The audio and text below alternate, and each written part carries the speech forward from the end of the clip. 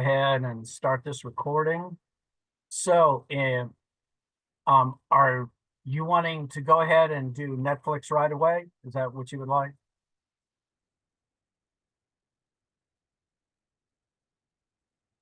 I have Uber Drives up first. Is our Uber Drives group ready? We're just waiting on one person, but I think we could go first. That shouldn't be a problem. Whichever. Larry, do you want to go? Or is your group here? I think we're still missing Catherine, unless I scroll over and she's on. I don't think she's on either, but she's not on until about midway through the deck, so we could start and hope that she joins. I tell you what, Netflix, are you here? Oh, that's our last person. Uber can go first. All of our team is here. Okay, all right. Well then, without further ado, go right ahead and start your presentation, please.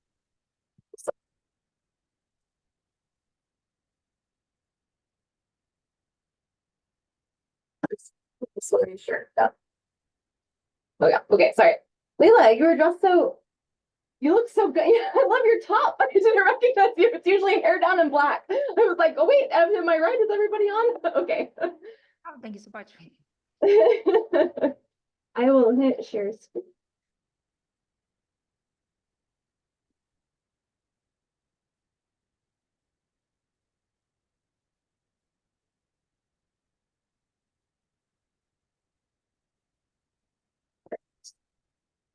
Everybody see that?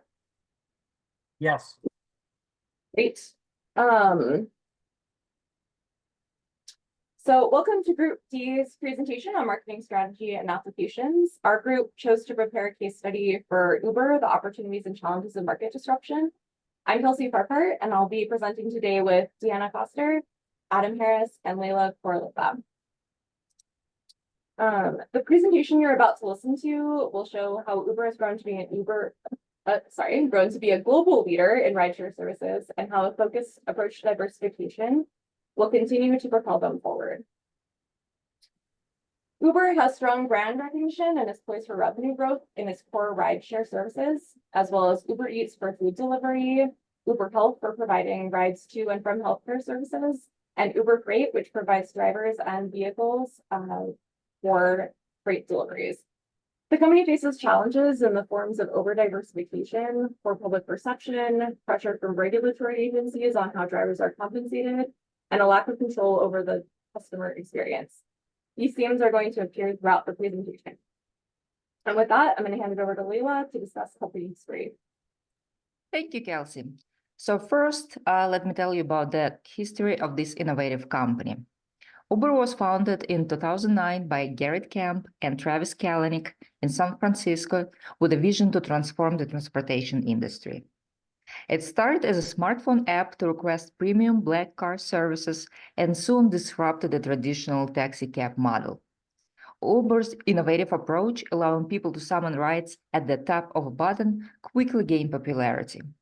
Over the next several years, the company rapidly expanded across the United States and internationally, also launching more affordable services like UberX in 2013 that used regular drivers in their personal vehicles.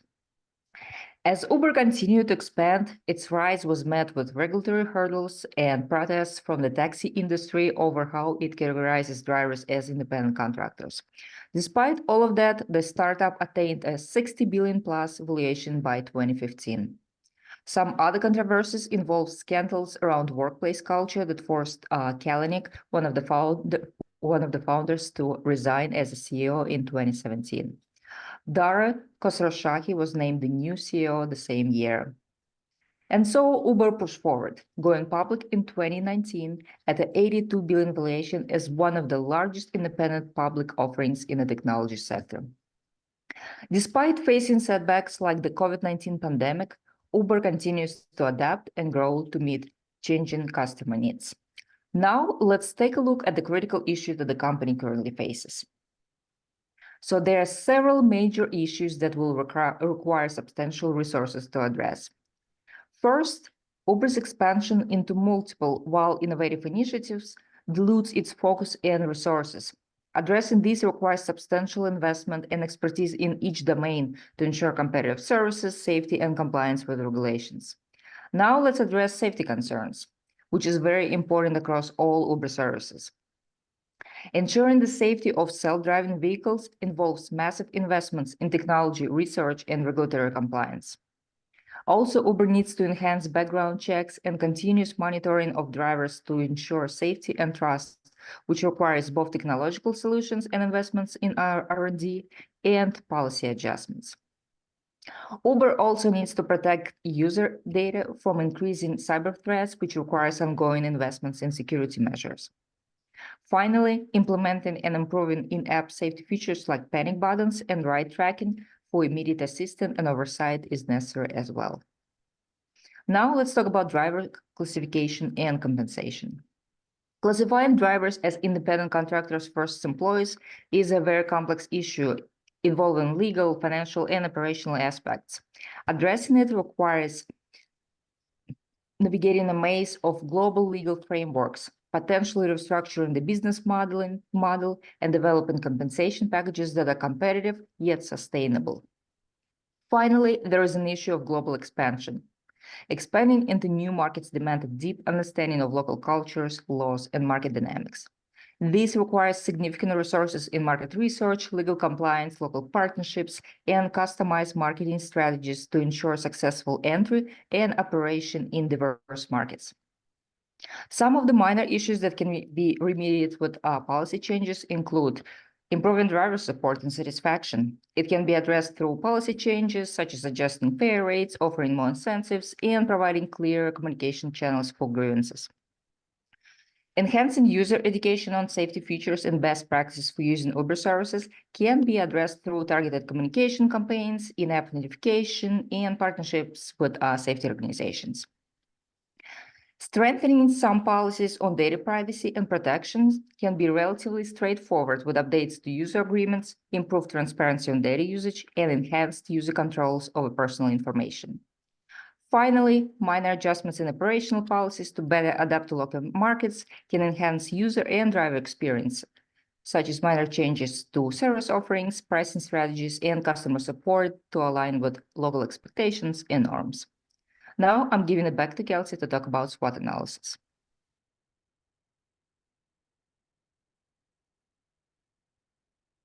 Oh, Kelsey, you're on mute. I am. This is why we couldn't record this and play it for you, because I could not get off. All right, trying again. Diving into the SWOT analysis, Uber has a number of strengths. As mentioned earlier, they are the current global leader for rideshare services due to their convenience, ease of use, low overhead, and their excellent app. They're also constantly innovating and are currently the leader in surge pricing, which is a model of making prices higher during periods of high demand that is being adapted to other service industries. Their global presence also brings a high level of brand awareness and opens them up for partnerships. This includes opportunities to diversify their income stream through additional services that share the same DNA as their core rideshare service.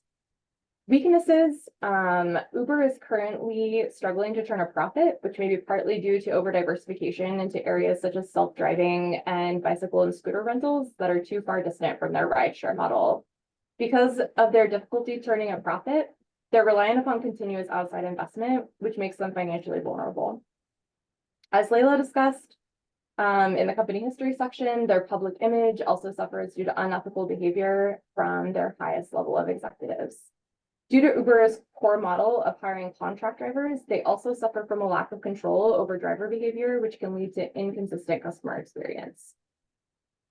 Moving on to opportunities, Uber has been able to make rideshare services the norm, which has led to customers being more willing to try their other offerings. Their credibility will also allow them to develop relationships with partnerships such as hospitals, doctors' offices, and others to promote Uber Health, and with services such as Amazon to support Uber Freight. Post-COVID, there's a strong focus on government expansion for wireless and infrastructure services, and these investments could also help them expand both within the United States and emerging markets. Heightened awareness of the impact of personal vehicles use on the environment, as well as inflationary concerns related to the cost of owning a personal vehicle, are also opportunities that Uber can capitalize on to push both their rideshare and delivery services. In terms of threats, major impact affecting Uber is jurisdictions pushing to classify employees or drivers as employees, which would increase their operational costs by up to 20 to 30%. Some jurisdictions are even moving to regulate or ban their offerings altogether. The issues being brought up by the governments is in response to a heightened awareness of the treatment of gig economy workers and the national dialogue around living wages. Uber also faces competition from services such as Lyft, who have a cleaner reputation when it comes to company culture and the treatment of employees and drivers. Also, all rideshare services are battling public perception around the safety of using the services, though Uber is countering this with their ride check safety program that requires background checks for drivers. Finally, the move toward a more sustainable culture, which is also identified as an opportunity, is also resulting in governments investing more in mass transit, which is a far less alternative to rideshare, but obviously is largely limited to large metro areas. And so with that, I'm going to turn it over to Adam, who's going to talk about our approach to identifying Uber's competitive advantage. Thanks, Kelsey. In order for Uber to develop a competitive advantage, they need to focus on their strengths, which they can merge with their opportunities.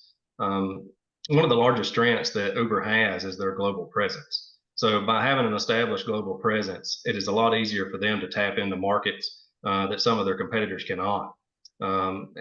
Really, they probably couldn't do it in a year or 6 months, year or 2 years very easily. A couple of the other strengths that they have is the ability to develop innovative technology and to make that technology to where it's convenient for all the users. By having these strengths, it makes Uber to where it's real easy for them to expand and to reach into markets, not only in the United States, but all over the world. If the best thing for them to do, though, is to focus on their core skill set. So what they're really good at, and what that is delivering goods and people and vehicles instead of focusing on air travel services or self-driving cars. So limiting their diversification and focusing on what they're really good at is what they need to do in order to make themselves more competitive. By also being the first rideshare application out there, they're naturally the leader already. So in order to stay the leader, they need to continuously, look at their apps and what they're doing and how their innovations are providing a better ride for their customers, making it where they can the rider or the driver can put things in the app that lets people know what they want. So say you want it to be 73 degrees when you get in the car, make it possible. If you want nobody to talk to you because you got an important speech to do, you're riding to work and you need that time to think instead of having somebody talk to you. Make it where you can ask for those things before you get in the car. That way everybody knows. And that also goes for the driver. Say, in the United States, we have a lot of different nationalities. So let's make it where they can let you know that they don't speak English as their first language. They might be real good at it. It would be good for the rider to know that all the time, or they're hard of hearing. So those are some of the things that Uber can do in order to keep their leadership in the rideshare application. Some of the things that Uber can work on, I would say weaknesses, is going to be dependent a lot on their drivers' ability and willingness to be better, to deliver top-notch service to their customer. Another thing is the pushback against a gig economy. Those, people inside and outside the companies pushing back against gig economies now. And also is one of the bigger things is they talked about is safety. So, safety not only for the driver, but safety for the rider. So how do you do that? So, like the best thing for Uber to do is standardize their onboarding for their drivers. So if you can standardize it and give them training to where they understand this is how you treat your customer when they get in the car. A lot of people, probably don't think about people riding in their car as needing to have customer service because they own the car. Right? They're not thinking of it as a true job. So by Uber taking the opportunity to make everybody better deliverers of customer service, it could make them a leader in the industry. And I think it would make their drivers better. It would make people want to ride with them more and things like that. Now, how do you fight against a gig economy? How do you deal with it? Well, you need to focus on the positives of a gig economy. It gives people flexibility. It gives them the ability to you know, possibly set their own schedule. You know, they can set their own schedule. They can set when they get paid. They can work that, you know, anything you want to do, you need to make it positive. So the drivers see that it's a good thing. It's not bad that you're not hired on by the company and have all these different benefits and everything. This makes it where you can do whatever you want. If you want to work 9 to 10 in the morning and then come back at 2 and work till 7, that's great. But one of the things that Uber could do to push that is possibly award people. The more you work, the more we will pay you in order to get people to want to be a part of Uber and to drive for you. Finally is the safety concern. So how does Uber make it better? How do they make it safer for not only the drivers, but the riders? You got to think outside the box. You know, can you put a push button in the app for help? Can you make it where you can send your ride to your friends so they can watch it live as you're getting transported to wherever your destination is? So if somebody else knows that you're moving and somebody hadn't stopped in a bad place or whatever. So those are just a few of the things, you know, and those are important for people. You know I worry when I get in an Uber or any of the other rideshare apps about my safety. You know, having standardized onboarding, having safety measures, and all those things are very important to people when they're using these rideshare applications. So at this time, I'm going to turn it back over to Layla to talk about developing a strategic focus. Thank you, Adam. So the overall strategic focus of Uber's current marketing plan is categorized by a mixture of aggressiveness and diversification. This approach is evident in how Uber capitalizes on its strengths and opportunities while also leveraging its strength to mitigate threats. Now let's dive deeper in each aspect of it. Uber's aggressive strategy is reflected in its determination to capitalize on numerous strengths and opportunities. For example, Uber uses its strong brand presence, technological innovation, and global reach as key strengths to improve its position. Additionally, opportunities like Uber Health and Uber Freight showcase the company's ambition to expand its service offerings beyond traditional ride-sharing. Uber's aggressiveness is further underlined by its rapid expansion into new markets and its willingness to invest significantly in areas like self-driving vehicles and electric transportation, aiming to maintain its status as a market leader and disruptor. Diversification is evident in Uber's strategy to leverage its strengths against potential threats. The company has expanded its service portfolio to include not just ride-sharing, but also food delivery, freight logistics, and even healthcare transportation. The broadening of service offerings is a defensive measure against market volatility and regulatory challenges, as well as a response to the evolving consumer preferences towards more integrated and sustainable transportation solutions. When comparing Uber's strategic focus against Lyft and DoorDash, which are Uber's closest competitors, Uber's strategic thrust provides a clear divergence from these companies, offering a broader area of services that go way beyond the core ride-sharing market. So Lyft primarily focuses on ride-sharing, with some expansion into bike, e-bike, and scooter sharing. Uber, on the other hand, not only leads in the ride-sharing sector, but also aggressively expands into other domains, like we just talked, food delivery and logistics.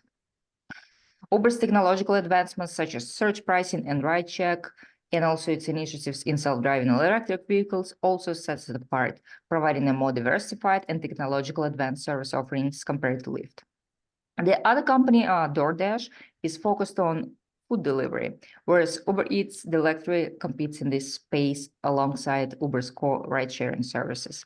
Uber's strategic focus includes leveraging its existing rideshare infrastructure and technology to enhance its food delivery service, creating synergies between its different business lines. This allows Uber to capitalize on its existing customer base and to diversify its revenue streams beyond just ride-sharing.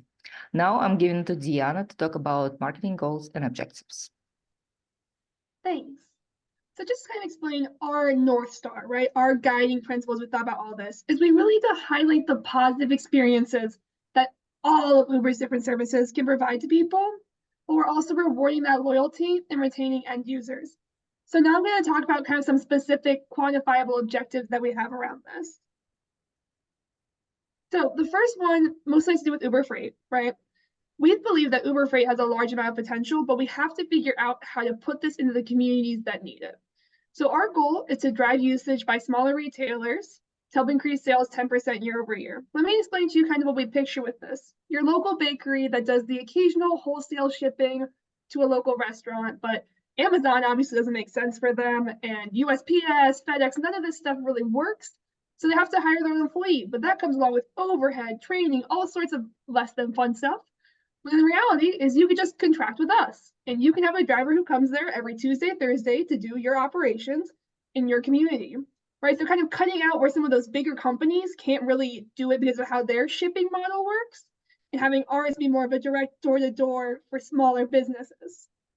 Our next one is incentivizing loyalty with rewards programs for both customers and drivers. And I think something that's kind of important to acknowledge about Uber is that, yes, you're physical customers, right? You're you, you're me. We are customers, but in a way, so are drivers, right? Because drivers can choose between at least half a dozen different apps that they want to drive for. So we have to find something that appeals to everybody and something that can reward everybody. So we have kind of two ways that we think you can do this. On the customer side, instead of doing these one-off promotions where we're just bleeding money because we're giving people $5 off of 25 all the time or things like that, and we're covering the cost, what we're thinking is you now have a loyalty program that says, for every 10 orders that you complete, we'll give you $25 off your 11th. And our goal with that is, between us, DoorDash, Postmates, when you're looking at all three of us, sure, maybe DoorDash can offer it for $2 cheaper, but if you make that last purchase with us, you're going to get $25 off your next one, right? Getting people to keep coming back. And we need to do the same thing with drivers, right? Because when drivers are multi-apping, right? So when they have DoorDash, Lyft, Uber all open on their phones, our ability to deliver our product to market quickly decreases because their attention is divided. So what we're going to do is we're going to reward people for driving with us, but we're also going to make sure that they're doing it well. So for example, it could be for every 100 5-star rides you get, you're going to get a $150 bonus, right? Again, a way to incentivize people. You're going to keep coming back. You're going to keep driving for us. You're going to close those other apps, but also you're going to provide a high level of service. Last but not least, we have Uber Help. This is kind of our maybe unsung hero, if you will, that definitely has a lot of growth potential. But we have to be smart about how we do this, right? Uber Help doesn't really work for someone who lives in Charlotte like me. I can just take, the train. But let's say I lived in a mid-sized or small city in rural America. Let's say I lived somewhere in the Midwest. And you have an aging population who maybe can't drive as much or who's less comfortable with it. Also, not really many public transportation options. What if we got in there and we partnered with people like doctors and we partnered with hospitals and we said, hey, you have a population that isn't being served and that's struggling to be served right now. How can we work with you to make sure that your clients and your patients are making it to your doctor's office? And we're hoping that when we do that, we can increase usage by 5% year over year. It's definitely going to take time to infiltrate those communities, but there's definitely an underserved market there with a lot of growth potential. So with that, I'll move us on to our summary. So not everything is doom and gloom for Uber, right? Obviously, there's a lot of big areas of growth potential. What we really need to do, though, is focus on generating our profit and reducing our focus on getting to get investment money. There's kind of 3 simple ways we can do that. We need to focus. We need to lock in, right? We cannot be self-driving cars, air travel. We cannot be everything to everyone. Our company is a technology company that moves goods or people from location 1 to location 2 in a car. Let's focus on that, let's hone in on that, and let's make it efficient. Our second point that we need to work on is just improving that driver and customer experience. Again, when you are kind of a servant of 2 masters, if you will, as this company where you both have customers and drivers who you need to appease both of them, we need to make sure we're providing different ways to keep everybody happy, whether that is loyalty programs, whether that is helping people feel safer in cars, providing more training, but whatever we need to do, we have to center the customers at the middle of it. And last but not least, we're going to work on developing those key ships, whether it's with Uber Freight, whether it's with Uber Health, just to make sure that we are tapping into those underserved markets and maybe going some of the non-traditional routes, but again, to get back to our final goal, delivering goods and people from point A to point B in a car. So that is our presentation. Thank you so much. It was a pleasure to get to share with you. Are there any questions? Yeah, I have a couple, not observations. Let's see. And let's see. No, I'm not muted. Good. Okay. So let's see. Sorry.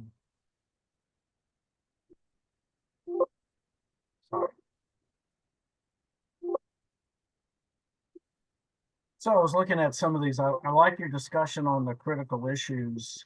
I wrote down here, Uber is growing in spite of itself. You know, Uber, when you read the case, is this year, or you would say this edition of F around and find out. It is amazing what they have survived. And I think Uber's success, along with a perfect product for their consumers, is they are perfect timing with the right technology. And I think that is pretty much shown how they've been able to garner their success. I think your SWOT was great. Yes, unethical behavior is ridiculous. You know, when I look at the idea of expanding globally, I was saying to myself, they have difficulty with the with the with the culture that they're in right now. So, but they've been able to expand. 86% of people who use rideshare have the Uber app, and only 32% have Lyft. So that's pretty amazing how strong that is. And yes, so I don't know where this is when you're just talking to yourself and you think you're real smart, but I have no idea where they thought self-driving cars was going to get them. You know, you knife in the back the people who got you your success. And yeah, the other part of that, the gig economy, and I agree with there. And but my brother likes to work in the afternoon and evenings. That's the way he likes to do his job. There are people all over that enjoy an eclectic kind of situation. You know, if you want to be able to attract them, you make the appeal directly to those things. And there will be people that will be happy to fill that roles because that's the roles that they enjoy themselves. So I love the tracking technology. I think that's brilliant. Yeah, I'm the same kind of person. When I get in an Uber car, I wonder if I've never felt that difficult, but yeah, you never know. You know, not everybody's wonderful. I like the idea of freight, but small freight, okay? Because freight can be a discipline in and of itself, and that can require bonds and things like that. So they would have to step lightly in that particular thing because big freight is a discipline unlike any other. Let's see. It's a good idea to incentivize your drivers.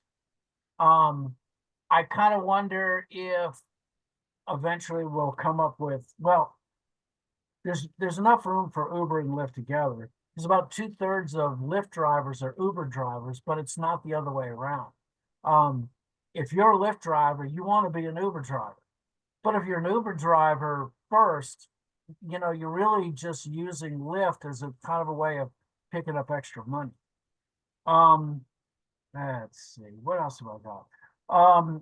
Other than the focus, the competitive advantage is great, and it was a good ending. So anybody else have any other thoughts they want to pass along?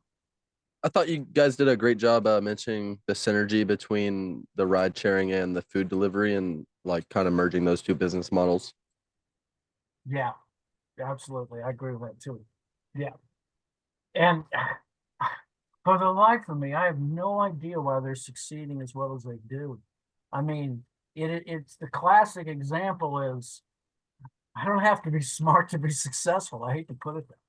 But anyway, Charles, I think a lot of it has to do with convenience. So for me, I travel quite a bit, and I always one of the things I never think about, am I going to ride Uber or not? My question to myself is, do I really want the hassle of renting a car, returning it?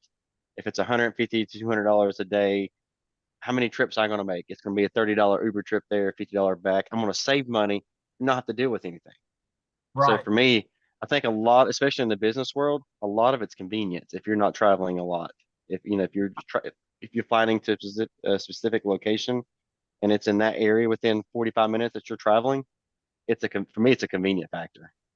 Well, and I'll tell you this, in any big town, like we went to Nashville last week, and I'll be there uh, Wednesday. what yeah, what's that? I'll be there Wednesday. Oh man, go enjoy it like I did. Oh, It that's was work. beautiful.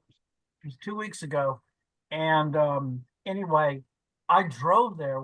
But even when I drove there, I parked my car and I Ubered.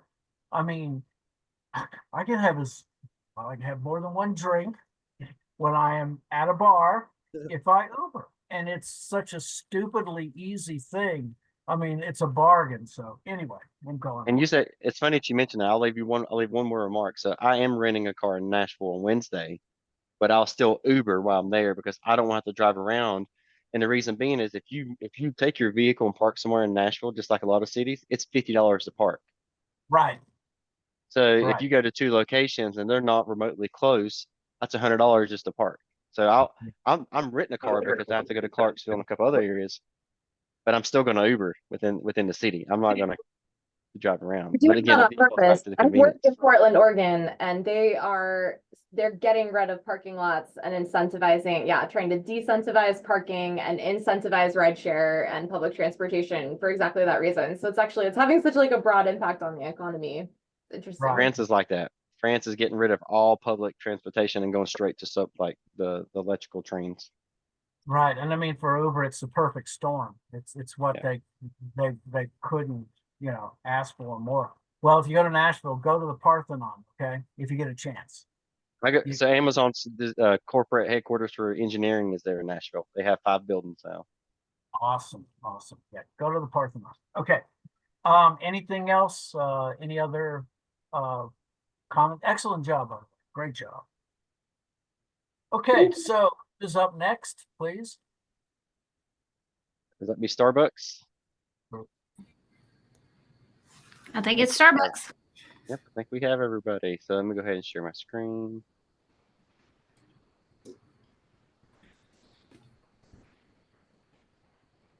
I'll start with asking, can everybody see the screen? The right Yes. screen, hopefully. Good. Okay, well, good afternoon, everybody. Today we're going to be talking about Starbucks and really the marketing strategy behind it and how we feel Starbucks can really branch out and expand their portfolio and take the market by storm and then to the next level, really. To get into it, I want to introduce the team that will be presenting with me. So we have Abby, myself, Caroline, and Morgan. So we'll be bouncing back and forth between the presentation to give it all the highlights and all the details that we've come together. So without further ado, I'll jump into it and start with the executive summary.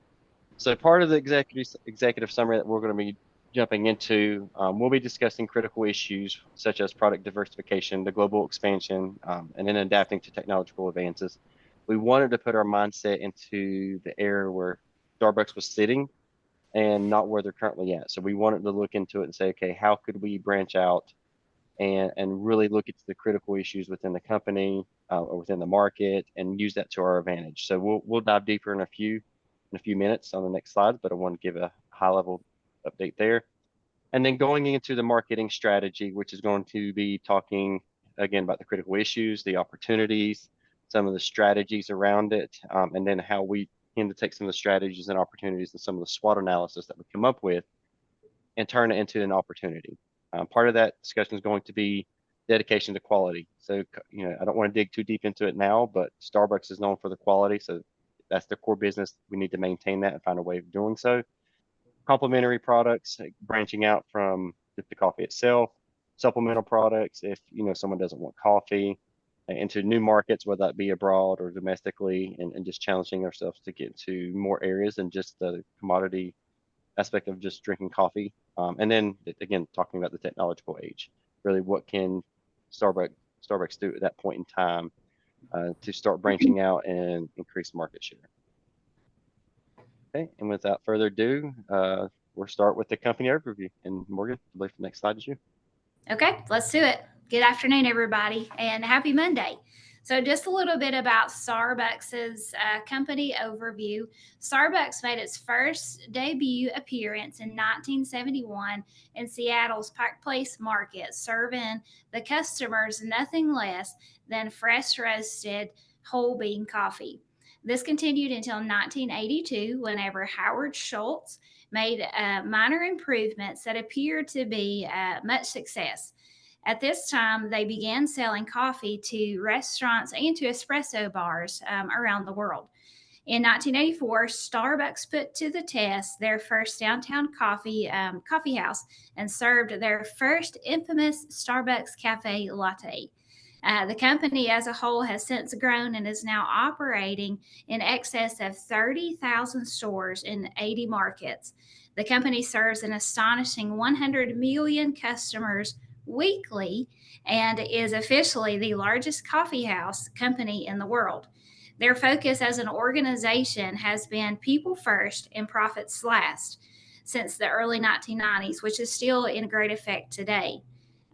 They have chose a company culture that is definitely desirable, and it focuses on inclusion and equality. And then they have rapidly grown, and part of it showed whenever we go through some of our slides at their rapid expansion, but the quick turnarounds that they made in order to continue great success. Next slide. Thank you, Morgan. So we'll jump into the SWOT analysis. This one will jump back to me. I really wanted to start like all SWOT analysis with the strengths. So Starbucks has a very strong base. Everybody knows their core values. Everybody knows what type of product they want to sell. When you think of Starbucks, immediately you start thinking of coffee. So that's definitely one of the strengths. And the good thing about Starbucks is their emblem can be recognized without even saying Starbucks. For me, I can be in a city and I'll walk around a corner. I don't see Starbucks, but I'm looking for it. I can see the green umbrella from half a mile away and know that that's a Starbucks. So again, it's not just the trademarking symbol that they have, that you see in the corner of the slide here, but they have a blueprint of how they do their stores. So for me, like I said, seeing the umbrella, I knew that was a Starbucks without even knowing it was a Starbucks. So they got a very good, strong brand image there. Global presence, they have tapped into a lot of the major markets at this point in time, like Asia, but there's room for growth, room for expansion into more of the smaller markets. Product innovation, they're always looking at new ways to develop new brewing techniques, new brewing machines, which steps into the technological aspect. So they're looking to integrate into trying to increase the customer experience, meaning if you walk into a Starbucks, you don't want to wait 10 minutes for your Frappuccino or your cup of coffee. So investing to the technology that they have, they're able to usually turn around a lot of coffees, even different types of coffee within a very short period of time frame, and again, enhancing that customer experience. And then employee benefits, if you walk into a Starbucks, it's rare that I see someone with a frown on the face. Maybe it's all the caffeine they have in their bodies and just jolted up, but they're never in a bad mood. So that really talks about the culture of their company as itself. And then weaknesses, product diversity, coffee's their core value. It's great. You can't be Starbucks without it, but you also can't let that be your crutch. You have to look into other opportunities to diversify out, because coffee, for the most part, has always been seen as a commodity. Starbucks needs to look into opportunities to change that a commodity into an experience. And that's part of that is product diversity, which again, we'll talk about here in a few slides. Store closures, one of the strategies that they looked at was massive expansion to city areas, meaning they put a Starbucks on every 3 or 4 blocks, which seemed great for a lot of businesses. But what they come to find out is there wasn't a lot of store traffic. There wasn't a lot of foot traffic in some of these stores. They ended up having a lot of closures too during this period of time. So that was a weakness that they had, was the strategy for expansion. Sustainability was another one, which again talks about how can they become more sustainable and reduce the amount of waste they have. Opportunities, international expansion, talked about that a minute ago. We'll dig further into that here in a few minutes. Product diversification, which I already elaborated on, but again, I don't want to dig too deep now. I don't want to take the slides away from Abby or Caroline, and they're coming, so they'll touch a little bit more on that. And then technological advancements, not just into the customer experience and getting you in and out of the stores faster, but that could also mean mobile technology. And then last but not least, the threats, intense competition, the economical uncertainty, especially if you're bringing product in on the supply chain from other countries, there's always that risk. Look at what COVID did to us this year, freezing a lot of the imports, and then regulatory challenges. And before I move on to the next slide, one of the main things that we wanted to look at is we have weaknesses, we have opportunities, and on our strategy, we really try to focus on those and say, okay, how can we improve our weaknesses and turn them to strengths? And how can we take our opportunities and not let them become weaknesses, let them become strengths? So that's really how we focused our SWOT analysis. Any questions so far before we move on? Okay. All right, so we'll jump into the next one. And Abby, I believe this starts with you. So now getting into the competitive advantages side of things, starting with matching Starbucks' strengths with its opportunities. Starbucks can match its strengths, such as its strong brand reputation, extensive global presence, and commitment to innovation, with opportunities in emerging markets and technological advancements by leveraging its brand recognition and expertise in coffee culture. Starbucks can establish a strong presence in new markets, like the places listed there. Additionally, investing in technology such as AI and IoT, Starbucks can enhance customer experiences by providing personalized recommendations and streamlining operations. Now, for grounding capabilities and advantages within Starbucks. These capabilities and competitive advantages are grounded in the principles of operational excellence, product leadership, and customer intimacy. Starbucks excels in operational excellence by ensuring consistency in store operations, product quality, and customer service. Its product leadership is evident through continuous innovation in its beverage and food offerings and investments in sustainable practices. Customer intimacy is fostered through initiatives like Starbucks Rewards Program and personalized recommendations, which enhance customer engagement and loyalty overall. Now, for mitigating weaknesses and threats, Starbucks can mitigate weaknesses such as its dependency on coffee prices and susceptibility to economic downturns by diversifying its product offerings and revenue streams. For example, extending its food and beverage menu and investing in consumer packaged goods can reduce reliance on coffee sales alone. Additionally, threats like increasing competition and shifting consumer preferences can be addressed through market research, agility in product development, and strategic partnerships to stay ahead in industry trends. And now for addressing major liabilities. Major liabilities for Starbucks include its reliance on discretionary consumer spending and vulnerability to reputational damage from incidents like the 2018 racial bias incident. While Starbucks has taken steps to address these issues, such as implementing anti-bias training and investing in community outreach programs, these liabilities still impact customer perception and loyalty. And lastly, for mitigating liabilities and limitations.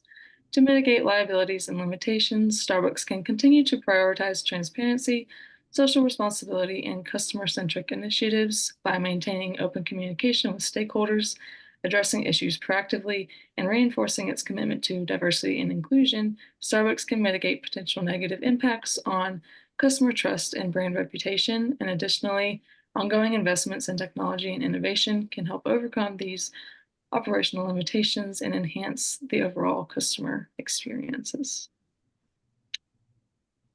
Thanks, Abby. So now that we kind of went into the overview what Abby discussed, we're looking now into more of the strategic focus and strategy behind the marketing scheme that we're putting together. And then right after the strategic focus, we'll start looking into, okay, you've seen the issues. Now we're going to focus on the strategy. Now we have a strategy. Now how are we going to implement that strategy into the business plan? So we'll go ahead and jump into the next portion, which will be Caroline. So Caroline, go ahead. So I'm going to be looking at Starbucks' strategic focus and what differentiates them from other coffee brands and things like that. So Starbucks' overall strategic focus is to continue to offer the highest quality of coffee. And this is focusing, whenever I think of this, I think of suppliers. So where they're getting their coffee beans, how the practices of the farming that is going into that ethically, as well as sustainably. And then also to expand their product offerings to items that are complementary of coffee, while they already do have a few things that are mainly like breakfast sandwiches, some little like cakes, cake pops, things like that. Maybe trying to come up with something else that they could maybe offer that would be a hit in this market. Because I know that some of the things that they have are kind of phased out with popularity. So that's something that they could look into. And then also immersing themselves into global markets.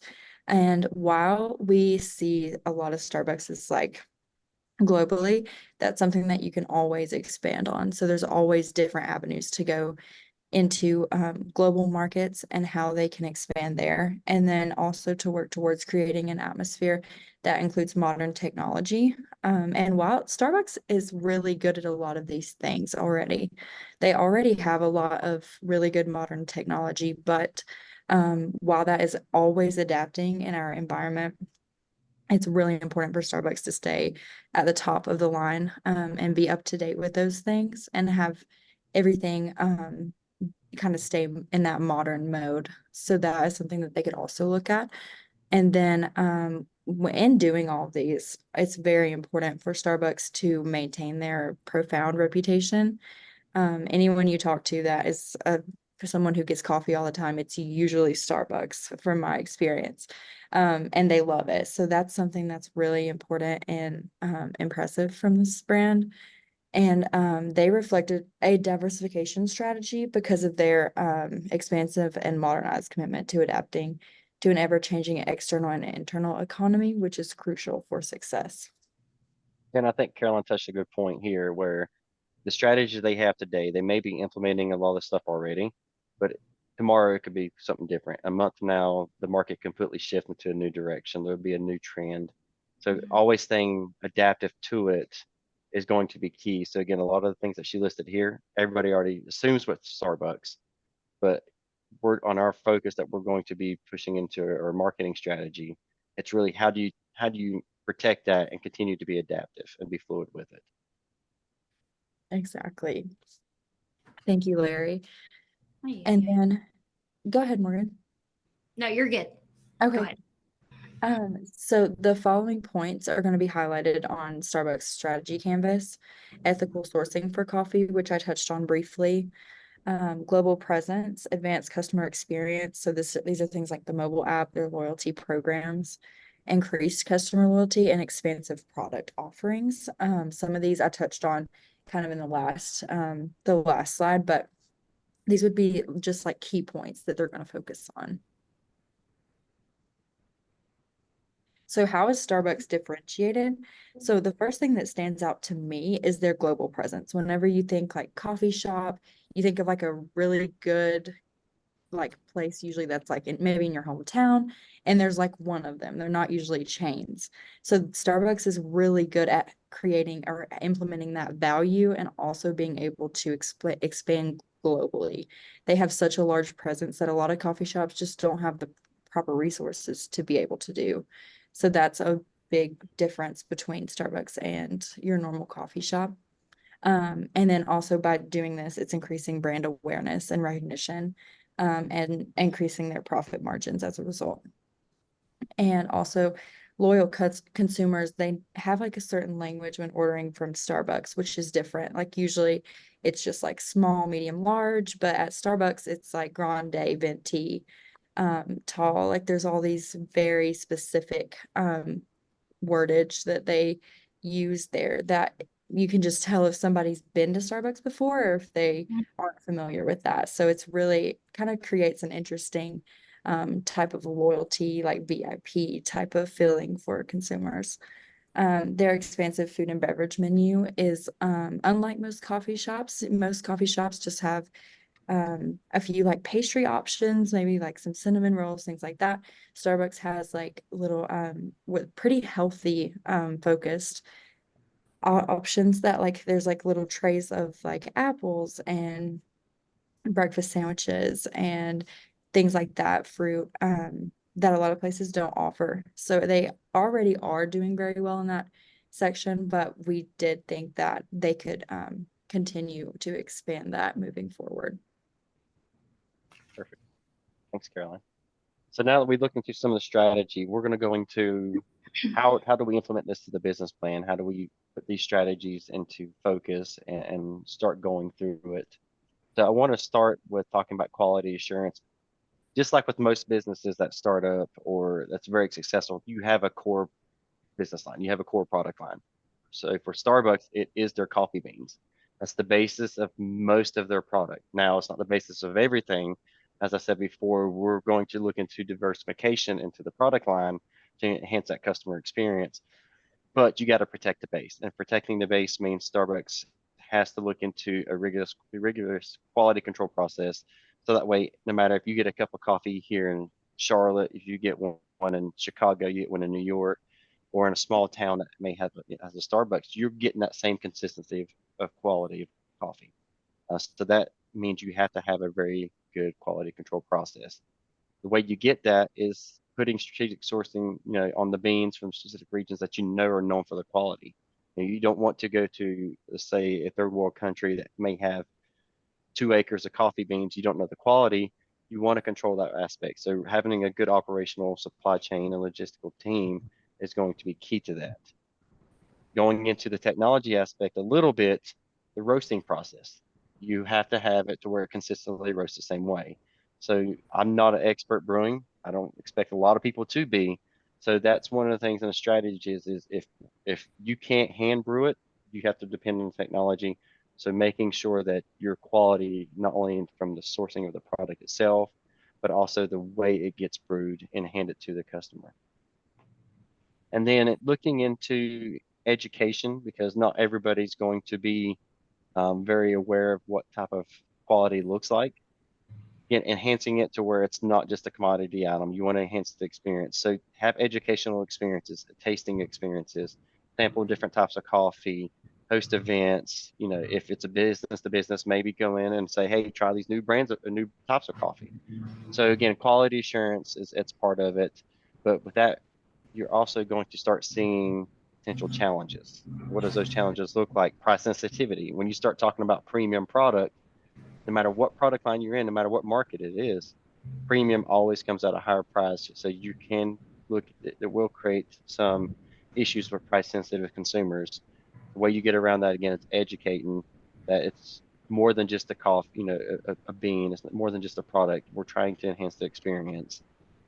Educating them on this can help turn some consumers your way and be willing to pay just a fraction more for the quality of the product you get.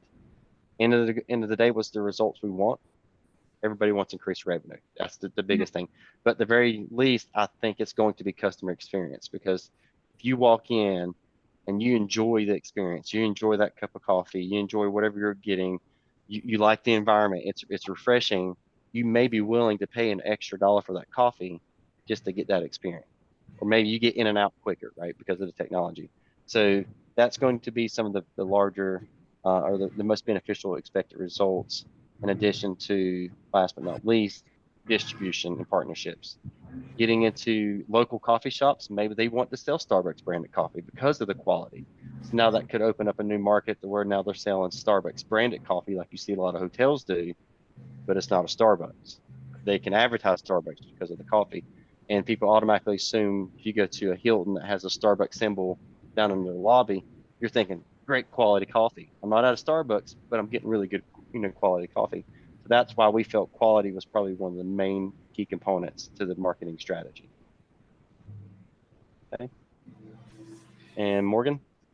Okay, so part of their strategic focus is also to increase the offerings for their customers, broaden the overall customer base, and provide an opportunity for growth and sustainability as an organization overall. One thing Starbucks did recognize is the obesity epidemic, and they started to research ways that they could offer grab and go lunch items that would be under 500 calories, but would also be complementary to any type of beverage that a customer was coming into their stores. So some of those lighter fare menu options might be bagels or muffins. yogurts, I think it's already been mentioned that, they have a fruit tray that you could potentially pick from at that point in time.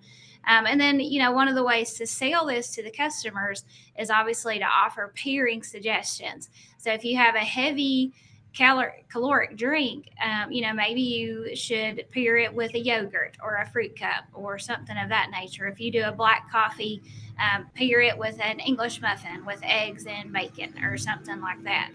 So some of the potential challenges that an organization like this would face as you increase your menu options is, customers may not want breakfast options or lunch options. They just want to come in, get their cup of coffee, and be on the road. Or anytime you increase the menu options for a restaurant or a food market facility, there's going to be increased cost. And so that's one of the things that we needed to take a look at. Is the investment really going to pay off by the time it's all said and done? And then, as it's already been mentioned, when you live in a small town like I do, we already have 2 local coffee shops, and there's a loyalty to those coffee shops. So it's one of those things, in order to build that customer loyalty, to have clients, my people are clients. So for customers to keep coming back, is you want to be able to have items that they want whenever they come in.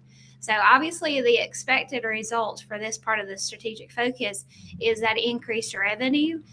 Even though they're people first and money second, you still want to be sure that the money you're putting in is definitely going to be worth it in the end.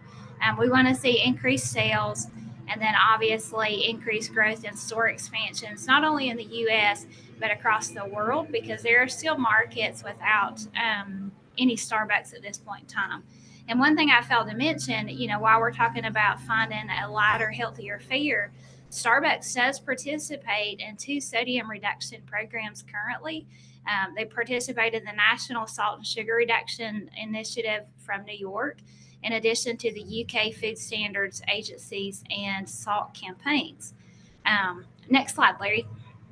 And before we move on, one thing that we talked about before, Morgan brought up a good point in discussions prior to our call, is a lot of people, when you think about if you're in a rush to get somewhere and you need something to eat and you also want a coffee, if you don't have time, you have to choose, what do you want? Do you want something to eat? Do you want a coffee? So adding a complimentary selection of products to the coffee allows them to get everything in one stop. So now you don't have to make a decision. What does that mean? It's going to mean more revenue, but it also means enhancing that customer experience, which is going to drive loyalty and everything else along with it. And if you're in an airport, I traveled recently, and I hit 6 airports in a matter of just a couple of days. I didn't have time to stop for coffee and food. So it was kind of one of those, I needed to be right. I needed coffee. I need an IV of coffee, actually. That's one of those things I need. So we were sure to have our Starbucks app downloaded so we could put our order in and then just grab it and run to the next flight. So it's definitely very beneficial. Exactly. In addition to supplementary products for coffee, there is also an increase in a dairy allergy or lactose intolerant people, but there's also a market of people who are not coffee drinkers. So what Starbucks initially did was take this opportunity to expand upon it and create new drinks or offer new beverages to their menu to reach a whole nother market that was currently being missed. Things include tea or chai teas or smoothies, and definitely lactose-free milk options like oat milk, coconut milk, almond milk, and soy milk. So, this is just another way to bring in a whole new market, as well as offering more items to customers as they come in to visit our facilities. So, some of the challenges there are obviously competitors who are currently offering things like this, or people will, if they want a shake or if they're lactose intolerant or if they have a food allergy, a lot of times they're very hesitant to eat out in public places just because of the after effects of things like that. Again, the costs increase by sorry, I apologize. My neighbor has just decided to start mowing his yard, and it's about to drive me nuts. There's a risk of offering products outside the normal coffee selection because we are a coffee-based company that was established in 1971 solely with whole fresh coffee beans. So you're taking something that you were established for and going completely outside the norm. But the expected results for these added products and services is increased sales and revenue, increased customer loyalty because now you've created a whole new brand and you're reaching a whole new market that we haven't previously maintained. But then there's also that opportunity to expand into markets in areas that we weren't currently reaching. So, any questions? And I know we were running over a little bit, Dr. Shaw, so I'll try to wrap up the last couple of slides, respectively, for the other group. So we'll start with the global expansion. The main thing that we want to look into this is that they're already doing a great job in expanding, but there's always room to grow. So looking into other areas, other markets, maybe looking to some areas that have regions where premium coffee is better, Dubai, Saudi Arabia, some places like that, to where premium's really something looked into. That could be great markets to invest into, just making sure that the supply chain is also set up to logistically serve those markets. And then the strategy behind that is to leverage a reputation you have. Maybe some areas, some countries, I know in India, there's a lot of stimulations where you can't really launch new companies, especially global companies, without getting to the government first. So maybe there's already a brand there of coffee shops that you could sell your coffee brand to them and they become a partner, more of a joint venture. So that could be an opportunity to branch into markets that you can't really license under yourself, but you can do a joint venture and get your name in there. And then that's where you can increase your brand awareness.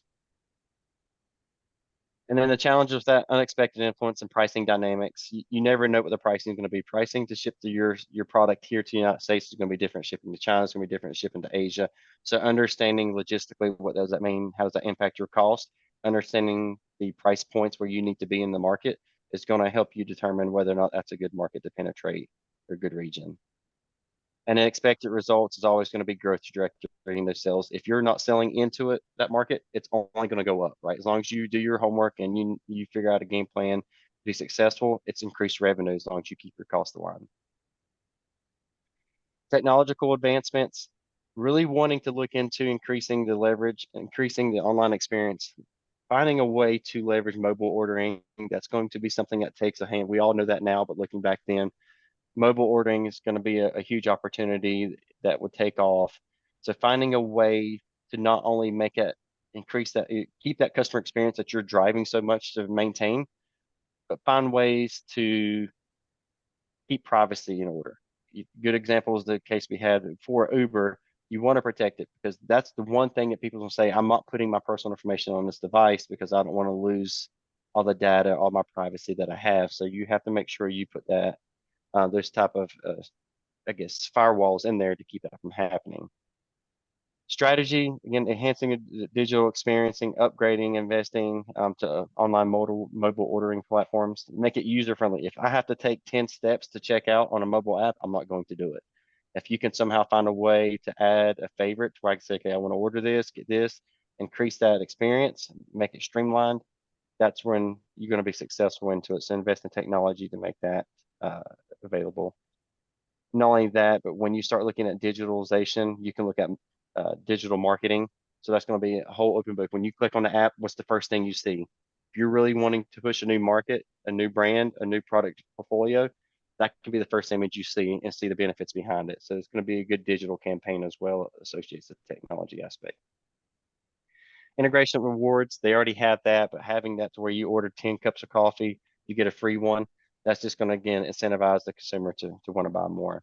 I already talked about the data driven. So go to the next one, which is challenges, data privacy. That's going to be the main one. But glitches, system outages, if someone's getting really used to using that mobile app, like I do all the time, if that crashes and I'm at an airport, I'm about to die.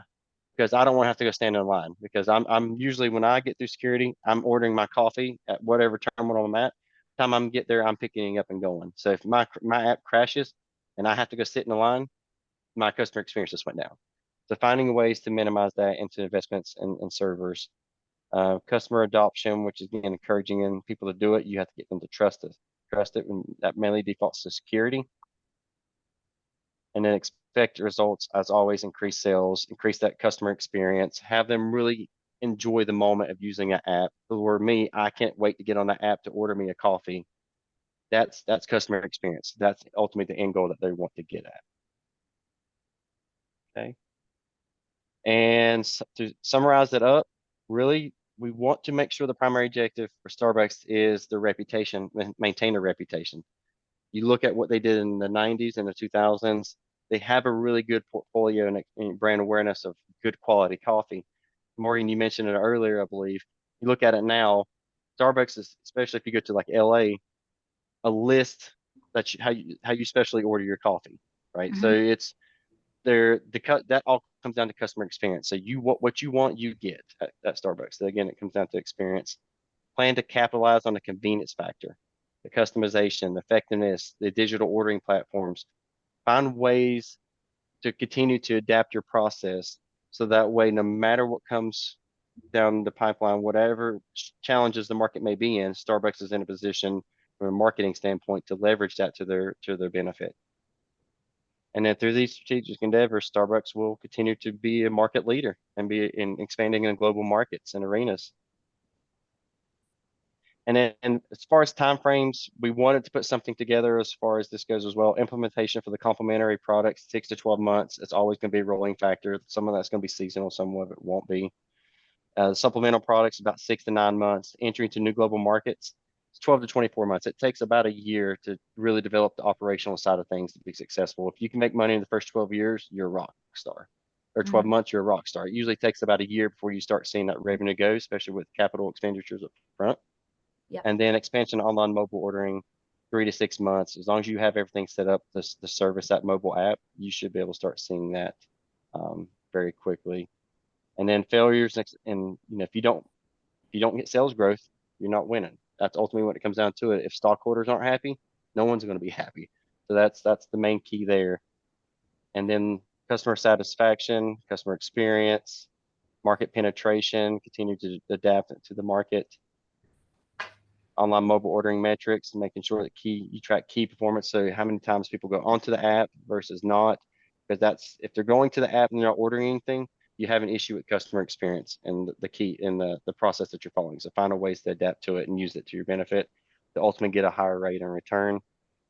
And failure to meet sales targets, low customer satisfaction scores, and I'm not going to read through the rest of it due to the timing. But again, it ultimately boils down to customer satisfaction and customer experience. If you don't have that, if Starbucks cannot find a way to implement that to the strategy, it's not going to be a successful thing for them. And then these are the resources that we use. And I know we ran over 10 minutes, but that's what we have. Any questions? Yeah, I got anybody first before I go? I don't know. Okay, so I don't know if you knew this, but Starbucks did not have a director of marketing until 2006. One of the difficulties that they initially had when they brought in breakfast foods was that the smells of the breakfast foods actually were over the coffee smells, and it did not smell like a Starbucks. And that was one of the failures in the breakfast area. So I was just thinking of that as at some point one of their weaknesses. I like the idea of consumer packaged goods with Starbucks labels. My idea would be I would test market those in the stores and then send them to the supermarkets, because you could use all 30,000 stores as an enormous test bed. And none of those are franchises. Those are all owned by Starbucks. So they have intimate control and understanding what goes on in every single Starbucks. Yeah, I believe superior ingredients in all offerings is something that they should do. And also to bring about that experience, I was thinking they should travel around the world and see how other cultures have food with their coffee. I mean, Mhm. we're just one, and we have our own way of doing it. But you know, like wine, people pair food with coffee. We do. Mhm. And also, you know, depending on whether the coffee is sweet and whether the cake is bitter, I mean, there are many different combinations that can go that way. So I'm going on. I like the differentiation. I like the experience and loyalty programs. I like the tasting events. I would start that with loyalty customers to make sure you have attendance, because that's going to be you want that to spread as word of mouth. Um, see, pairing suggestions, like I said, great idea. I think Americans, are more in love with coffee than any other beverage that there is by far. And I Yeah. think a huge coffee culture, whether it's people who just want a cup of coffee like me or people who invest in gourmet. It's one or the other, all right? One of the advantages of consumer products also is the diversification of profit and risk with other products. So that's another plus in your favor. And yeah, I think the joint venture option or the franchise options would be the best ways to expand overseas, definitely. Do any other comments or anything like that?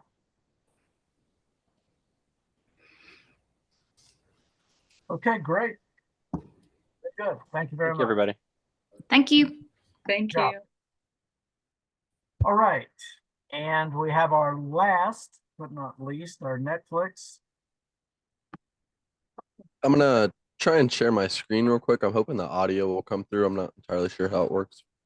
Just in case it doesn't work out, I downloaded your presentation. So Would if you you can't, be able to play it? yeah, let me go ahead and I'll do it right now. Okay. Thank you. Dr. See. Schaus, Yes. I have to hop on another group project Zoom meeting. Is it All all right. right if I wait? I've actually had one other student have to excuse themselves. Hey, y'all are busy. You know, Okay. no, Thank you so much. you bet. So let me see. Give me a second. Let's see. So there it is. Hi, my name. So let me see if I can share this and you have sound, which always seems to be the big problem with this. Let's see. Okay, do you see that? Yes. Can everyone see it? Okay. Yes. Yes. So let me check. William Evans. Can you hear that? I am presenting a presentation on our case study for. Can you hear all that? A little bit. You could probably turn the volume up and you can probably hear it better. Okay, that's cool. I'll just pop it all the way up. Netflix. This is for marketing strategy and applications in board. That's as high as I can put it. Is that okay? We're okay? All right. I'm gonna go ahead and play it, okay? 2-0. My colleagues in this project were Joe Bass and myself. The contents of this presentation will include an overview, a SWOT analysis, analysis on the competitive advantages, strategic focus, and the company's goals and objectives going forward. Founded in 1997, Netflix initially offered customers a DVD by mail service until transitioning into a streaming platform in 2007. Since this transition, Netflix has transformed the entertainment landscape by offering an extensive selection of TV series, documentaries, and films tailored to a diverse global audience. With over 260 million paid memberships spanning across 190 countries, Netflix has revolutionized the industry, altering the way people consume media. What sets Netflix apart is its unique convenience and accessibility. Subscribers can enjoy their favorite content anytime, anywhere on various devices, ranging from smartphones to smart TVs. This flexibility has transitioned and transformed viewing habits and empowered users to engage with entertainment at their convenience. At the center of Netflix's success is its extensive collection of original content. These original series and movies attract and immerse audiences worldwide, earning praise and loyal fans of the platform. This focus on originality solidifies Netflix's reputation as a leading content creator and sets it apart from traditional media. Netflix also prides itself on providing an ad-free environment without commitments. The focus on viewer satisfaction ensures uninterrupted streaming experiences and allows subscribers to immerse themselves in entertainment without distractions. In essence, Netflix embodies innovation, choice, and exceptional entertainment. Its platform caters to a diverse global audience and redefines the standards of modern media consumption. Through its commitment to quality and adaptability, Netflix continues to shape the future of the entertainment industry worldwide. In this presentation, we'll explore the critical challenges facing the streaming industry today, from the rise of new competitors to the ever-changing landscape of technology and consumer preferences. We'll discuss strategies that Netflix can implement to not only maintain but strengthen their competitive advantage. Addressing the rise of new streaming services such as Amazon Prime, Hulu, and Disney Plus poses a significant challenge to Netflix market dominance.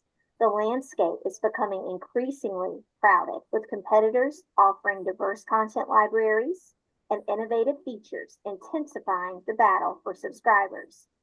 Netflix operates in a dynamic environment where technology and consumer preferences evolve rapidly. Staying up to date on the latest technology advancement is crucial to delivering a seamless and engaging streaming experience. Netflix's understanding of shifting consumer preferences is also essential for tailoring content offering and user interfaces to meet audience expectations. Maintaining a competitive advantage requires continuous innovation and differentiation. Netflix must leverage its strengths, such as its vast content library, original programming, and personalized recommendation algorithms to stay ahead of the competition. Additionally, strategic partnerships and exclusive content deals can help solidify Netflix's position as a leading player in the streaming industry.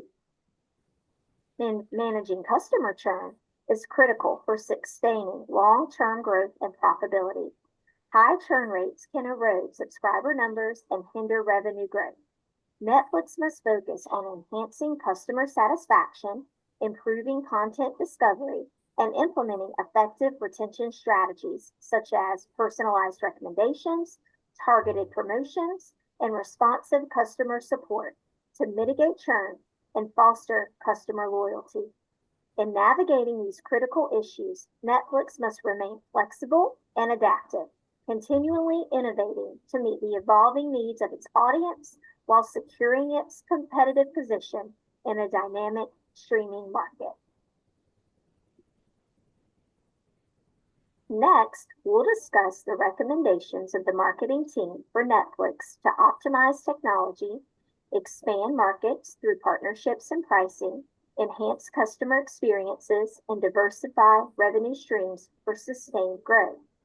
Advanced technology optimizes streaming quality, would minimize buffering, and enhance video resolution for an uninterrupted viewing experience. Virtual reality features would provide immersive experiences, allowing users more interaction with content. Strategic partnerships with telecom companies, media platforms, and content creators would facilitate market expansion by reaching new demographics and untapped markets.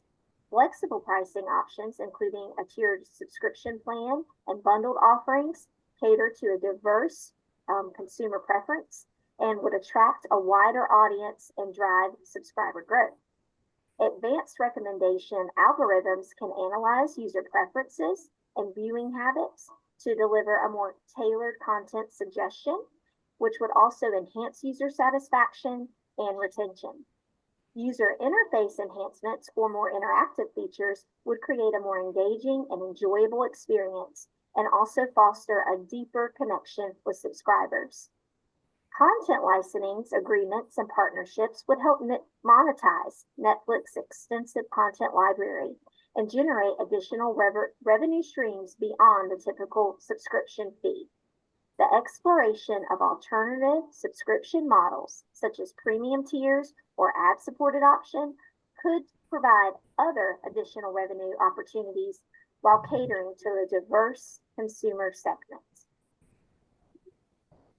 Thank you, Carrie, for starting off with our overview. Today I'm going to be talking through our SWOT analysis and its impact, the strengths, weaknesses, opportunities, and threats that Netflix has had in the past and will continue to have in the future. First and foremost, Netflix is in 2024 operates in a very dynamic and competitive landscape. A lot of these weaknesses that we will talk about in turn cause threats for the company in the future. When we take time and recognize these failures, we can capitalize on their strengths and move forward to leverage opportunities within the brand and then within the business model to propel themselves in the streaming landscape. Starting off with our first strength, the first strength that we recognized was extended global reach. So this reach is the presence of Netflix in over 190 countries with over 230 million subscribers worldwide. This global reach reaches a lot of different diverse markets, different worldwide markets, different cultures, languages. So that's a huge strength for Netflix that they're able to reach such a diverse group of people. The second strength that we discussed was the ability to support new customers through original content. This original content is Netflix originals that they produce themselves and are only available on the Netflix streaming platform. So they are advertised through Netflix or through Facebook, Instagram, a lot of different social platforms, but the only way that you can view these originals is through Netflix. So this is a huge strength for Netflix that people are subscribing to watch this content. The last strength that we discussed was brand recognition. If you know streaming entertainment, if you know the streaming platforms, if you know, have heard of any streaming platforms, just or Hulu, Paramount Plus, Peacock, those different things, then there's a high probability that you're familiar with Netflix as well. With this high brand recognition comes brand trust, and then obviously recommendations from people who are also subscribed to Netflix. As for weaknesses, the first weakness that we discussed was turnover and churn rate. So the turnover for Netflix would be specific to the Netflix originals that we discussed. There's a lot of time where people will get that subscription so they can watch these certain shows, certain reality TV shows, certain movies, stuff like that. And then once they are through the series or through the movie, then they will go back and unsubscribe from Netflix. This causes a huge turnover rate issue within Netflix's subscriber count. The next weakness that we talked about was content costs. The content costs we tied back into the Netflix originals as well. So the original content that Netflix produces requires a significant upfront investment with no guarantee of success, rather than if they were to use like pre-existing films, TV shows, different series that they can buy the licensing for and then therefore show them on their platform.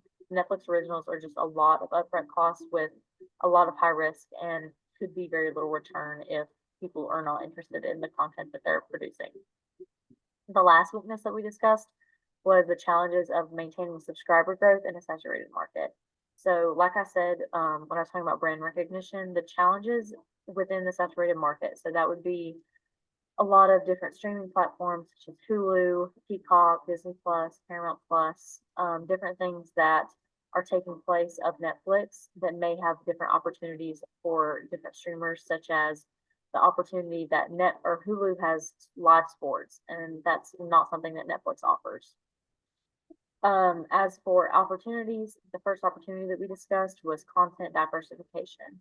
So Netflix is able to diversify and expand their content platform through new generous platforms and languages to help attract a wider audience.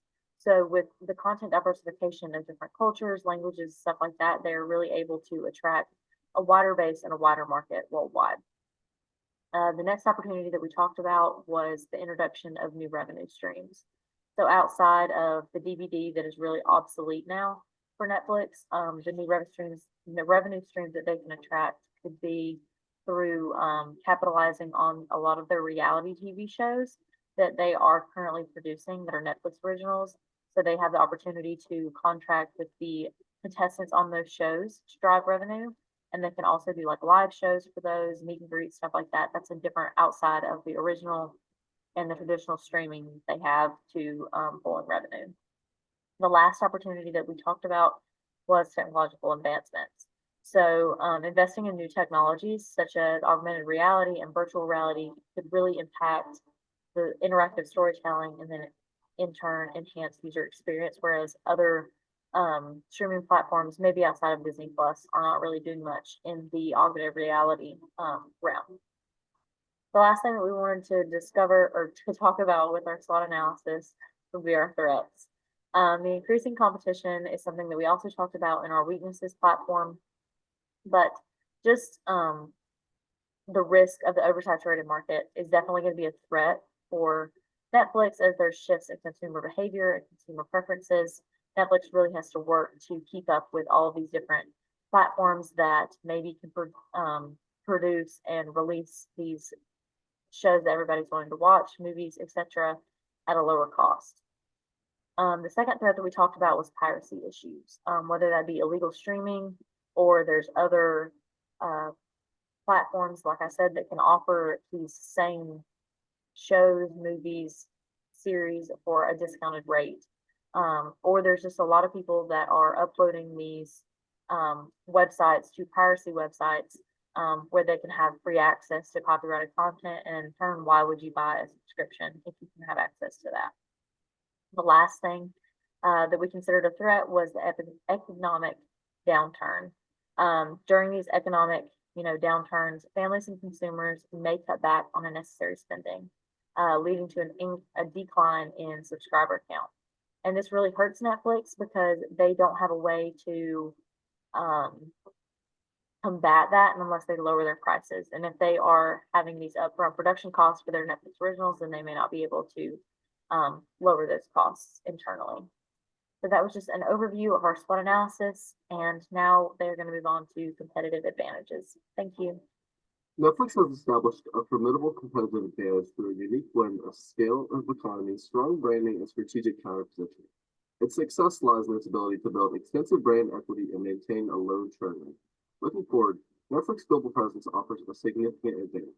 With subscribers in over 190 countries, Netflix is a truly international platform. But it's not just about its reach. Netflix data-driven personalization ensures that every user feels seen and understood. This personal touch keeps subscribers coming back for more, unlike competition such as Disney Plus and Hulu. Netflix original content creation is another key strength. Shows like Stranger Things and The Crown and Suits, it goes on and on, aren't just popular, they're award-winning. And this commitment to quality sets Netflix apart and keeps users committed to being subscribed to Netflix. Companies' large subscriber base and international market reach have provided a significant foundation for economies of scale, which can be further strengthened by its content production capabilities. Additionally, Netflix's investment in technology and partnerships with device manufacturers such as Verizon, Apple, and other streaming platforms ensure that its streaming service is widely accessible. Netflix has shown a strong ability to adapt to changing market conditions and consumer preferences. This is how it created its competitive advantage in the streaming market in the first place. It was originally a DVD mail-in platform, and then they were able to realize that streaming was quickly going to take over the entertainment industry, and they were the first mover, and these strategies are ways that they can continue to hold their competitive advantage by consistently being ahead of a curve when it comes to streaming. Netflix has also built a really strong brand equity through its user interface, consistent streaming quality, and popular original content. This brand is associated with binge watching and has even entered into like a pop culture kind of phenomenon. People love to talk about binging, and it's a big cultural moment when Netflix is releasing these new shows. And as the streaming industry becomes more competitive, Netflix will need to focus in on these areas and ensure that it is generating new ideas that will help it maintain its global presence and lead as the streaming technology and streaming market continues to evolve. I believe if Netflix continues to focus heavily in advertising, creating new original content, and ensuring that it's able to grow internationally over time, will ensure that Netflix is able to maintain its competitive advantage over competition such as Disney Plus, Hulu, HBO Max, and many other content. You might be wondering at this point, what is Netflix's strategic focus? What's their overall marketing strategy, or what's our suggested plan for them? We've come up with the overall focus of diversification, and this can be achieved through a combination in a variety of different avenues and different techniques. We've listed 4 that we feel Netflix already has capacity to do and can enter that potential field to then diversify their revenue or diversify their offerings further. And so we want to combine elements of revenue diversification, technological innovation, global expansion, and that personalized user experience. Starting with revenue diversification. So in addition to the subscription fees that Netflix already offers, Netflix can generate other alternative sources of revenue, such as licensing their content or partnering with other organizations or companies or service providers. This strategic thrust would then diversify Netflix's revenue streams so that they're not just dependent on that subscription revenue model alone, like many other service providers that they're competing with. The second opportunity would be technological innovation. Netflix already continuously invests in improving their streaming quality, enhancing their platform, and also exploring new formats within their platform. But a great opportunity would be forging new partnerships with telecommunication companies and media platforms so that they can expand their current distribution channels and reach underserved communities or markets. A great option for this specifically would be partnering with a Netflix bundling subscription service so they can offer exclusive promotions to increase our subscriber base and market penetration, while also encouraging that partnership and collaboration. And this would also kind of tie into the next point of global expansion. Netflix has already aggressively pursued international expansion in several areas, but there's still some underserved markets or unentered markets that they can penetrate, such as China or Russia. And so something that they can do to really globally expand or enter those markets and diversify their offerings is to customize their content for those local preferences, dialects, and viewing habits, whether that means culturally, linguistically. You want to make sure that it's suiting the tastes and sensibilities of that company. So whether that be investing in producing original content in that language, or partnering with local production studios and local creators in those countries, so that we can appeal to the audience directly and the local preferences of the people that are going to be watching those series or content. And collaborating with local influencers would also be a great opportunity to increase our brand awareness and credibility within the new markets as we enter them, because we've maybe already tried to expand into these or have had trouble in the past. And lastly, just focusing on that personalized experience. Netflix already leverages their advanced algorithms and analytics to provide really personalized recommendations and features for the individual users that use Netflix services. And they focus on enhancing this user experience to drive, users, to maintain users, to keep them loyal, but also to provide very unique and niche content for them. So partnering with additional data analytics firms or additional options or programming schedules or streaming platforms to continue to optimize that content, to continue to optimize those recommendations, and to continue to personalize the experience and interaction with Netflix for users and consumers was really the overall strategy. And you might be wondering, how does this really tie into the overall canvas of Netflix? Well, their strategic focus diverges from other firms in the industry and their emphasis on the original content and that personalized experience. So really diversifying their revenue stream and tying in all of these different things will allow them to achieve the goals and objectives that we'll be reviewing soon. The canvas of the marketing plan. We can now have goals and objectives developed. So far we can develop goals based on what we've discussed. The first being, we want to maintain market leadership in the streaming community. We want to be number one. We want to be the first streaming service that people go to. The second, we want to diversify our revenue streams. We want to make sure that we're going to continue to be that market lead and have several ways of earning that revenue. The third, we want to reduce customer churn. Specifically, you can see below, we have objectives that we created to provide actionable goals and objectives that we can reach within these goals. So the first one is increase our subscriber base by 10% in the next year. And we can talk about several ways, and we have a little bit of how we plan to do that. The second objective is we want to launch 20 new original creations, whether that's series, movies, some sort of new technology, whatever you may have it be. And the third is reduce customer churn rate by 5%. So focusing a little bit more specifically on these objectives, the first one being increasing our subscriber base by 10% in the next year. We can do this by improving our recommended algorithms so we can provide more specific and accurate suggestions, which would then lead to overall better experiences for the viewers and hopefully more increased user fan base or usage or traffic to the site or service. We can also focus, like I said, on expanding into other markets or expanding our global offerings in untapped or already tapped international markets. So we have that customized offering. We have those different languages and subtitles, local preferences and cultural sensitivities that really make Netflix content unique and would also bring in additional subscribers or additional users for the service. Moving on to the second one, launching 20 new original series. We want to continue investing in our wide range of services with our original content, having different genres and different languages, like I already mentioned.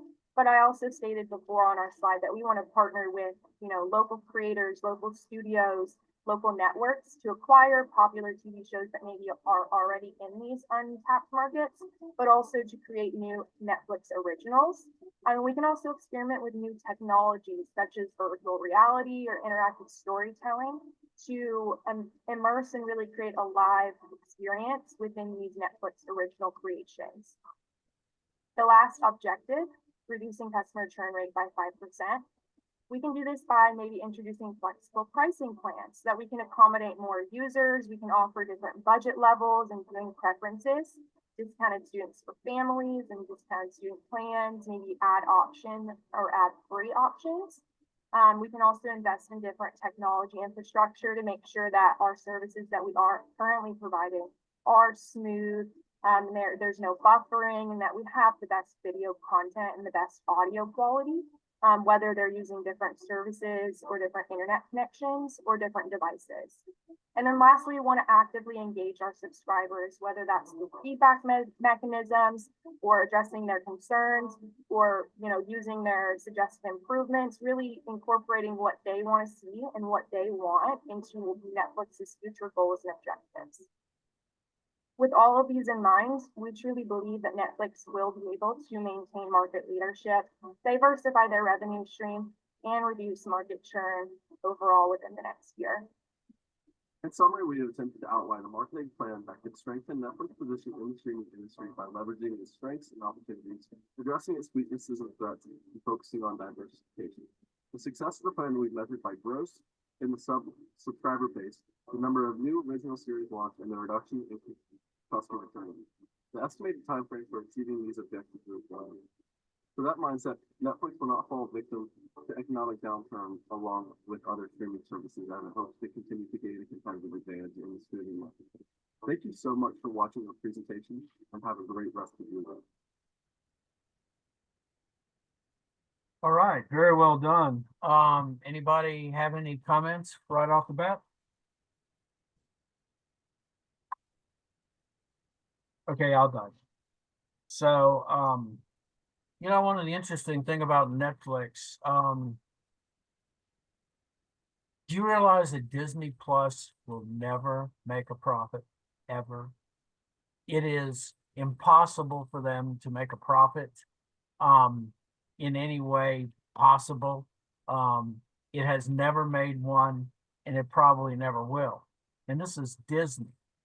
And yet Netflix has found a way to make it work. And it's it's just amazing. All right. So I love just a few things.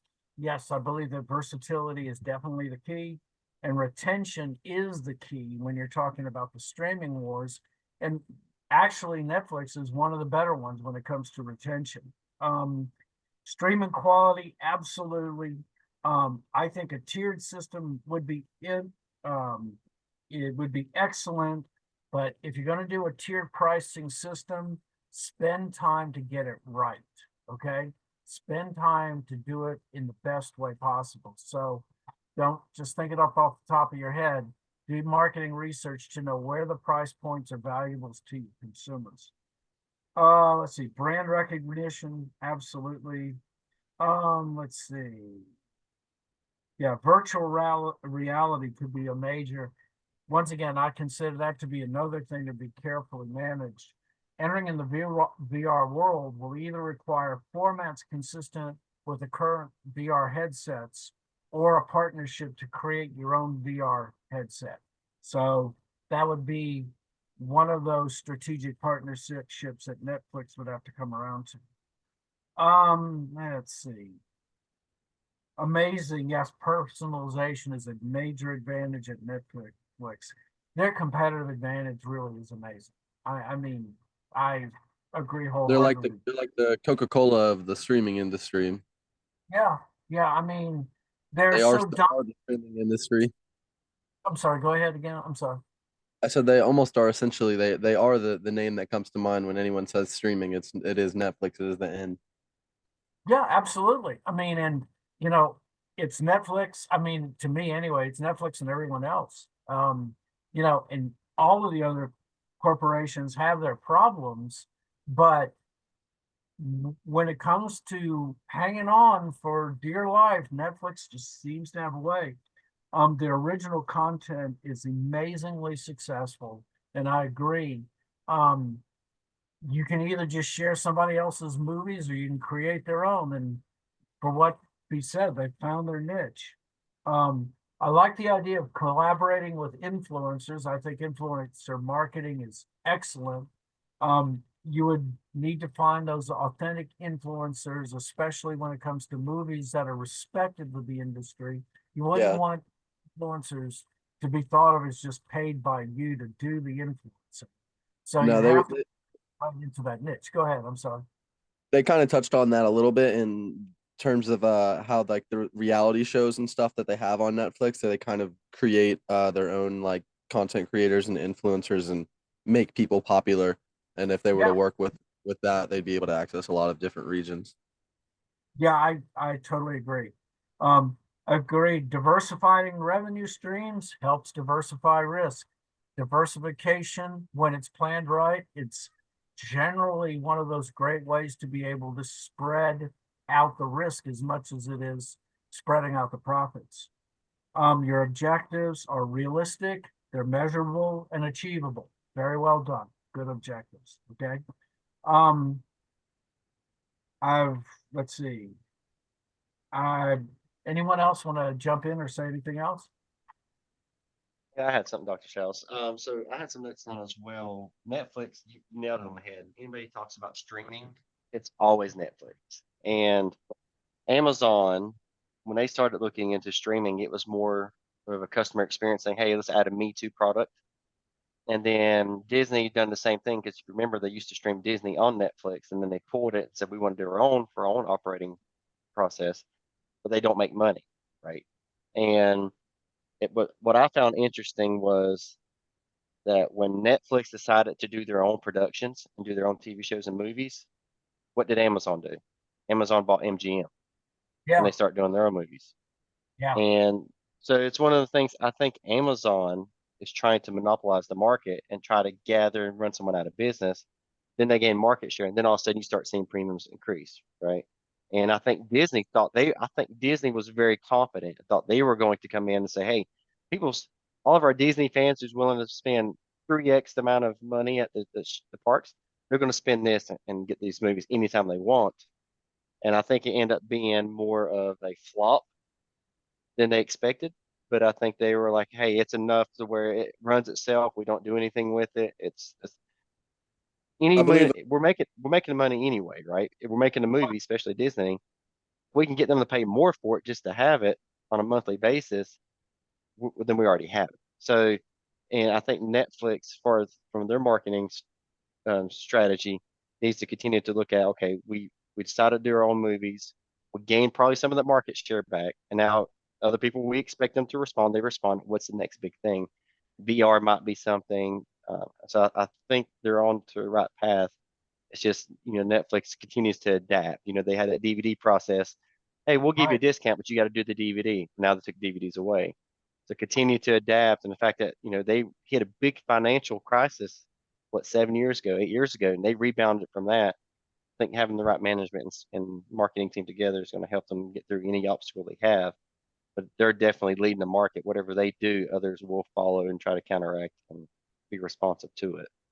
Also believe a big issue with Disney Plus is that they own a lot of very valuable IPs, like intellectual properties, but those often require like big budgets and stuff to create shows and movies and stuff for it. Whereas Netflix can create original content that requires much cheaper writers and just create characters from scratch that people are able to like and be invested into. You know what would be a good gut punch to Disney? Disney just now lost the rights to Mickey Mouse. Right. Yes. So there's other places. I think Amazon's looking to do their own Mickey Mouse now since they've lost the rights to it. So that would Netflix should do a scary Mickey Mouse movie. Well, Yeah. I think someone's already looking into that. Yeah, they are. Yeah, you're so right on that. I mean, Disney, the way that they went about it was to acquire IPs. And if you look at Iger's time there, it's not in creation, it's buying somebody else's creations. And I think while that is, the big roll of the dice, Netflix in essence has created its own. And in the long-term strategy, I mean, do you capture essence of what makes the IP so valuable when it moves to somewhere else? I've yet to find a right answer to that one because IPs right now are struggling, except Netflix isn't because they created their own. So I think for a study on that question, then the answer would be that they are not as valuable when they change ownership hands, I believe. Yeah, I agree. I mean, the essence and the core. Look, I have old sci-fis that I love. Babylon 5 is supposed to come back. Watch Babylon 5. It's brilliant. It was done 20 years ago. You don't need to rewrite it. And that's what a lot of people who are in the IPs are going, oh no, not again, I think there needs to be creativity. I mean, seriously, how many reboots are we going to do? Except one thing's for sure, Uncle Ben is always going to die. All right, I know that in every Spider-Man, Uncle Ben is not going to live, no matter how many times. No matter what Spider-Verse you're in, he dies. That's exactly right. So I'm going on, and I apologize. He was dead in the one. They didn't even tell the story. He was just gone. Yeah, I'm just, whatever. I guess I'm gonna end this by saying whatever magic Netflix has, they can do something that nobody else in the streaming industry has done right now, and that's find a sustainable profit. And if you're going to follow their model, I think you said it very well. Originality has been one of the things that Netflix has achieved. That and their personalization, which I agree with. I have Disney Plus only because I've had it. My wife has Netflix, and she's had that forever. And the user experience in Netflix is so far ahead of the field that, yeah, there's really no comparison. Okay, I think we're Netflixed out. Well, I will start posting just to let you know. I do this when I'm doing the writing. You won't be able to see this because I got a crazy background here, but these are all of my notes about what I've been working on. And I will scan the notes so you'll get the originals and it'll have the grade on it as well. So the final is posted and the time is as well. But I would also like to say for you, if you need that time to be something different, because I know I think all of you have more than one master's class. If you need me to move that time around or anything, just give me an email, okay? Awesome. Thank you. Have a great night. You too. Thanks a lot. Excellent work. Thank you. Take Everybody, care. Thank you. Have a good night. thank you. Bye. Good night.